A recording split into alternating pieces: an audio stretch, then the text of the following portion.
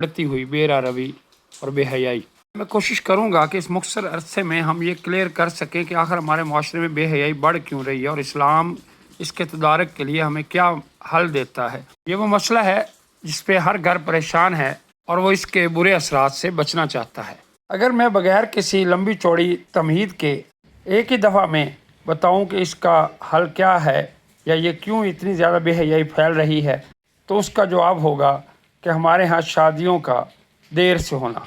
ये आजकल रिवाज आम हो चुका है कि हम बच्चों की शादियां लेट करते हैं, चाहे वो लड़के हों या लड़कियां। हम चाहते हैं पहले वो स्टेबल हो जाएं, स्टडी कंप्लीट कर लें, फिर उनकी शादियां की जाएं। तो इसके बारे में हम देखते हैं कि इस्लाम क्या कहता है। अपनी हर वीडियो में ये भी कहता हूँ कि मेरी बात से आपका इत्तेफाक करना ज़रूरी नहीं है, और अगर कहीं आप मेरी इस्लाह करना चाहें तो हर वक्त इस्लाह के लिए मैं तैयार हूँ। अपनी बात के दलील में इस सूरत में दूंगा कि देखें, अगर किसी शख्स को प्यास लगी है, वो बहुत प्यास